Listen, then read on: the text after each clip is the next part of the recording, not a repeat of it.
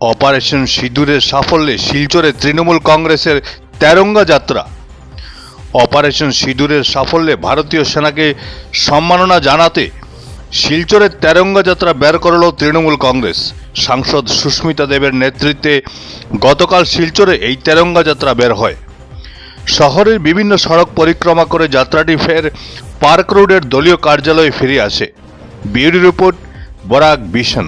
আমাদের পশ্চিমবঙ্গের শ্রদ্ধেয় মুখ্যমন্ত্রী এবং সর্বভারতীয় তৃণমূল কংগ্রেসের চেয়ারপারসন মমতা বন্দ্যোপাধ্যায়ের নির্দেশে সমস্ত বাংলায়, আসামে কয়েকটা ডিস্ট্রিক্টে, এছাড়া ত্রিপুরাতে, গোয়াতে উনি বলেছেন একটা ছোট্ট র্যালি করে ভারত সেনাকে সম্মান জানাবার জন্যে।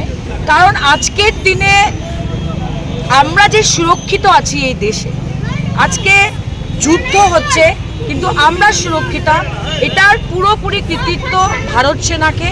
তাদেরকে আমরা আজকে সম্মান জানাই, শ্রদ্ধা জানাই, নমন জানাই, ওদেরকে প্রণাম করছি। আজকে আমরা সর্বভারতীয় তৃণমূল কংগ্রেস থেকে দেশের ব্যাপারে যখন দেশের সুরক্ষার প্রশ্ন ওঠে তখন আমাদের নেত্রী মমতা বন্দ্যোপাধ্যায় স্পষ্টভাবে বলে দিয়েছে আমরা এক, আর ভারতবর্ষকে কোনোদিন কোনো ডেঞ্জারে যে দেশ ফেলবে সে দেশের বিরুদ্ধে আমরা দাঁড়াবো।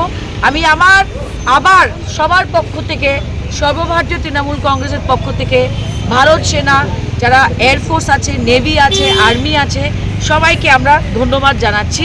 জয় হিন্দ। ভারত সেনা, ভারত সেনা।